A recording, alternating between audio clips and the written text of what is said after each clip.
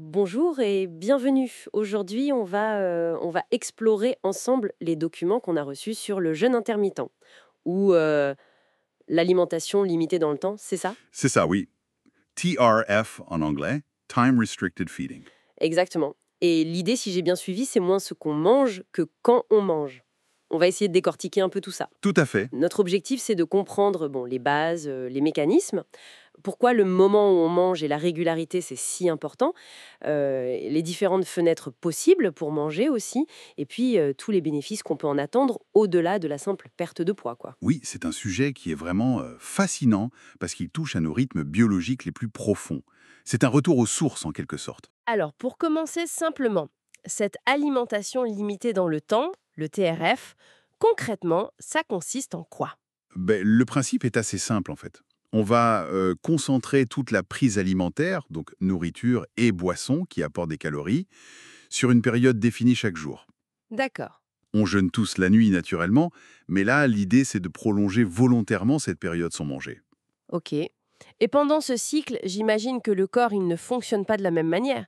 Il y a différents états. Exactement, on bascule entre deux grands états. D'abord, l'état qu'on appelle nourri, le fed state. C'est pendant qu'on mange et les heures qui suivent. Le corps digère, absorbe, le glucose sanguin monte, l'insuline aussi.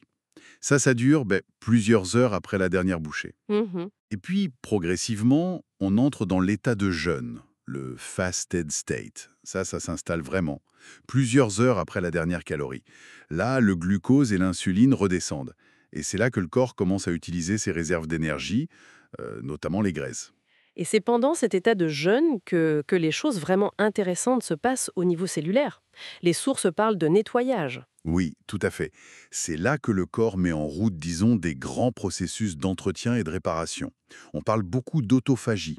C'est un mécanisme fondamental où les cellules, en gros, elles mangent leurs propres composants qui sont vieux ou endommagés.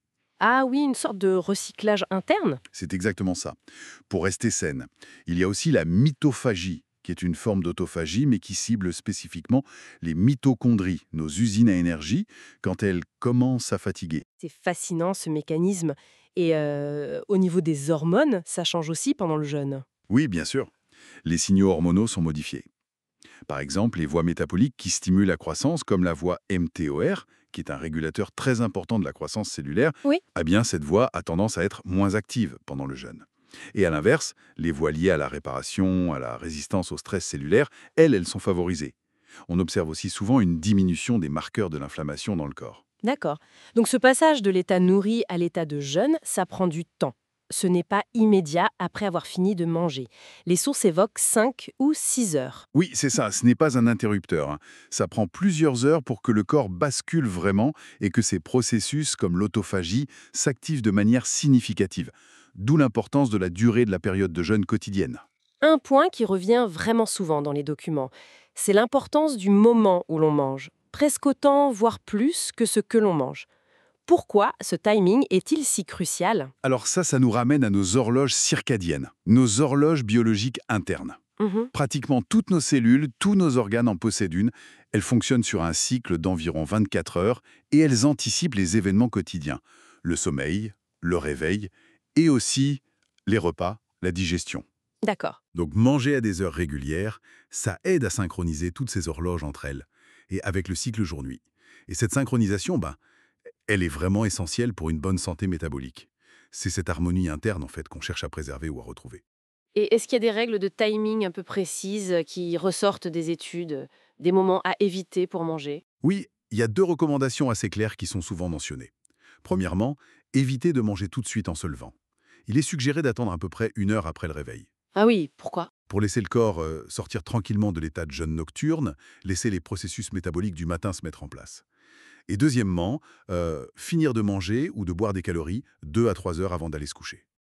D'accord, ça c'est logique pour le sommeil déjà. Oui, et aussi pour ne pas perturber le jeûne nocturne, qui est très important pour la récupération et le métabolisme. Manger tard le soir, ça vient perturber tout ça. Et la régularité. Manger tous les jours dans la même fenêtre horaire, c'est si important que ça? C'est fondamental. Vraiment, c'est un des points les plus soulignés. Garder une fenêtre constante chaque jour. Le fait de décaler ses horaires de repas de manière importante, par exemple le week-end. Oui, le fameux social jet lag. Exactement, ce décalage horaire métabolique, ça perturbe nos rythmes circadiens et ça peut vraiment diminuer, voire annuler une partie des bénéfices du TRF, même si on respecte la durée de la fenêtre. La constance, c'est la clé pour que le corps s'adapte bien. Parlons maintenant des différentes durées de fenêtres d'alimentation. Les sources en explorent plusieurs. Qu'est-ce qu'on peut en retenir?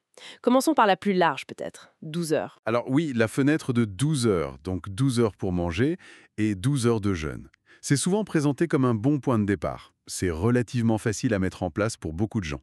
D'accord. Et même ça pourrait déjà apporter quelques petits bénéfices métaboliques sans forcément changer ce qu'on mange. Une première étape accessible donc. Et si on resserre un peu? La fenêtre de 8 à 10 heures? Ah, celle-là, la fenêtre de 8 à 10 heures, donc 14 à 16 heures de jeûne par jour, c'est vraiment celle qui ressort le plus dans les études, citée comme offrant un excellent équilibre. Équilibre entre quoi et quoi? Entre les bénéfices pour la santé, on parle d'amélioration du poids, même sans compter les calories, de la pression artérielle, de la sensibilité à l'insuline et la faisabilité à long terme. Beaucoup de gens arrivent à la maintenir. C'est le sweet spot un peu. On pourrait dire ça, oui, d'après les données fournies. Un détail intéressant d'ailleurs. Apparemment, on a tendance à sous-estimer la durée de notre fenêtre alimentaire réelle. Donc, viser consciemment 7 ou 8 heures pourrait aider à rester dans cette zone optimale de 8 à 10 heures. Ah, c'est bon à savoir ça. Et si on va encore plus loin, les fenêtres très courtes, 4 à 6 heures? Alors, pour les fenêtres de 4 à 6 heures, les études montrent aussi des effets positifs, par exemple sur la sensibilité à l'insuline. Mais il y a un mais important qui est soulevé. Lequel? Le risque de compensation. En ayant si peu de temps pour manger, certaines personnes pourraient avoir tendance à manger beaucoup plus ou des aliments plus riches pendant cette courte période. Et donc annuler les effets. Exactement. Voire même prendre du poids. Donc une fenêtre très courte, ce n'est pas une garantie magique si l'apport calorique total devient excessif. Et le fameux OMAD, One Meal a Day. Un seul repas par jour? Oui, c'est mentionné aussi, mais avec assez peu d'études spécifiques citées dans les sources. On peut maintenir ou perdre du poids visiblement, mais il y a des questions sur la difficulté à obtenir tous les nutriments nécessaires en un seul repas. Et puis, bon, socialement, c'est pas toujours évident. Oui, j'imagine. Et pour finir sur ces approches, il y a le jeûne un jour sur deux ou d'autres formes périodiques? Oui, l'ADF, Alternate Day Fasting, ou le jeûne 5.2 par exemple, où on jeûne ou on mange très peu certains jours. Ça peut donner des résultats, notamment sur le poids et la glycémie, parfois plus rapidement que le TRF quotidien. Mais Mais c'est souvent décrit comme bien plus difficile à tenir sur la durée.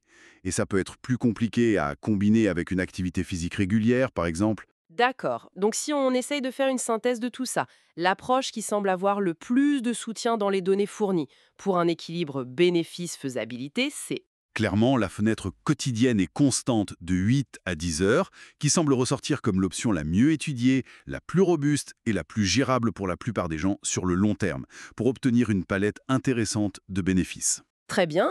On a bien compris l'importance du timing, de la régularité, des différentes fenêtres. Mais maintenant, les bénéfices. On parle souvent de perte de poids, mais les documents insistent sur le fait que ça va bien au-delà. Quels sont ces autres bénéfices potentiels? Oui, et c'est vraiment un point clé des sources. Les avantages ne se limitent pas à la balance, et ils seraient souvent indépendants du fait de manger moins de calories. Sur le plan métabolique d'abord, on note des améliorations assez constantes de la sensibilité à l'insuline. Ce qui est important pour le diabète de type 2, Exactement. Un meilleur contrôle de la glycémie aussi. On voit également des effets positifs sur la pression artérielle, sur les lipides sanguins, bref, sur plusieurs composantes du syndrome métabolique. et pour nos organes, comme le foie ou les intestins, il y a des choses spécifiques? Oui, c'est mentionné. Pour le foie, on rapporte une amélioration de sa fonction, ce qui est intéressant dans le contexte de la stéatose hépatique non alcoolique, la maladie du foie gras. Ça pourrait être lié, entre autres, à une augmentation de la graisse brune, qui est une graisse plus active métaboliquement. Potentiellement, avoir des effets bénéfiques sur certains troubles digestifs comme le reflux ou le syndrome de l'intestin irritable. C'est assez large comme impact. Quoi d'autre? Il y a la réduction de l'inflammation systémique, qui est un facteur sous-jacent à beaucoup de maladies chroniques. Au niveau cardiovasculaire, évidemment, les améliorations sur la pression artérielle, les lipides, etc., contribuent à réduire le risque global. Et puis, il y a toute la dimension mentale et cognitive. Ah oui. Qu'est-ce qui est dit là-dessus? Beaucoup de personnes qui pratiquent le TRF rapportent une meilleure concentration, une sensation de clarté mentale accrue. La recherche commence aussi à explorer des liens possibles avec l'anxiété, la dépression, peut-être via des effets sur le métabolisme énergétique du cerveau ou sur l'inflammation cérébrale. D'ailleurs, historiquement, le jeûne a souvent été associé à une certaine acuité mentale. Et tout ça, c'est lié à ces processus cellulaires dont on parlait au début, l'autophagie, etc. Oui, tout à fait. Ces bénéfices sont souvent mis en relation avec l'activation pendant la période de jeûne de voies de signalisation comme les sirtuines, l'AMPK, qui sont liées à la résistance au stress cellulaire, à la réparation. Et bien sûr, ces fameux processus d'autophagie et de mitophagie, ce nettoyage cellulaire. Ce sont des mécanismes fondamentaux qui aident à maintenir nos cellules jeunes et fonctionnelles et qui sont beaucoup étudiés dans le domaine de la longévité. Ces bénéfices semblent assez généraux, mais est-ce que les sources mentionnent des adaptations ou des précautions pour certains groupes de personnes? Je pense aux sportifs, aux femmes. Oui, c'est un point important. Il faut nuancer. Pour les athlètes, par exemple, le timing et protéines pourraient être clés. Les consommer plutôt en début de journée, après la première heure d'éveil, ça pourrait être bénéfique pour le muscle. Par contre, des fenêtres très courtes, ça peut rendre difficile d'atteindre leurs besoins élevés en calories et en protéines. Logique. Et pour les femmes, y a-t-il des points spécifiques? Oui. Pour les femmes, surtout celles qui font beaucoup d'exercices, il y a une mise en garde importante concernant l'apport énergétique total. Il faut s'assurer qu'il reste suffisant pour éviter ce qu'on appelle le RED-S, le déficit énergétique relatif dans le sport. C'est-à-dire? C'est quand le corps n'a plus assez d'énergie pour couvrir à la fois l'effort sportif et les fonctions de base. Et ça peut avoir des conséquences négatives sur les cycles menstruels, la santé des os, l'humeur. Pour elle, une fenêtre de 12 heures peut-être est un point de départ plus sûr, plus prudent. D'accord, c'est important de le souligner. D'autres groupes? Personnes âgées? Travailleurs de nuit? Oui, pour les personnes âgées, un jeûne trop restrictif pourrait ne pas être idéal, notamment à cause de la synthèse des protéines musculaires qui peut être un peu plus fragile. Et pour les travailleurs postés, c'est un cas intéressant. Leurs horaires décalés sont déjà un stress pour leurs horloges internes. Oui. Eh bien pour eux, maintenir une fenêtre d'alimentation constante, même si elle est à des heures non conventionnelles, ça semble particulièrement bénéfique pour justement essayer de stabiliser un peu leur rythme circadien perturbé. Et au niveau pratique, est-ce qu'il y a des petits trucs, des outils mentionnés pour aider à suivre ou à tenir le jeûne? Oui, il est fait mention d'applications mobiles de suivi comme Zero ou My Circadian Clock qui peuvent aider à monitorer sa fenêtre. Et puis, il y a une petite astuce intéressante. Ajouter une pincée de sel dans l'eau pendant la période de jeûne pourrait aider certaines personnes à mieux gérer la faim ou d'éventuels petits tremblements, et donc faciliter l'adhésion au protocole. Bon, si on essaie de récapituler les grands messages de cette exploration des sources, le jeûne intermittent ou TRF, c'est avant tout une question de timing et de régularité. Manger en phase avec nos horloges internes, la fenêtre de 8 à 10 heures semble être un bon compromis, d'après les données, entre efficacité et faisabilité. C'est ça. Et surtout, les bénéfices potentiels vont bien au-delà de la gestion du poids. Ça touche au métabolisme profond, à la santé de nos cellules et même à notre bien-être mental. Tout à fait. Et il faut vraiment insister sur le fait que toutes ces informations proviennent des documents qui nous ont été fournis pour cette analyse. Ce qui nous amène naturellement à la question de l'application individuelle. Oui, bien sûr. Ces informations, elles ne remplacent absolument pas un avis médical personnalisé. C'est essentiel de discuter avec un professionnel de santé avant d'envisager des changements importants dans son alimentation, surtout si on a des conditions médicales préexistantes ou si on prend des médicaments. Absolument, la prudence est de mise. Et pour conclure, peut-être une petite question pour réfléchir. On a parlé de ces mécanismes de nettoyage cellulaire comme l'autophagie qui sont stimulés par le jeûne. Si on imagine que ces processus aident vraiment à maintenir nos cellules en bon état, quels pourraient être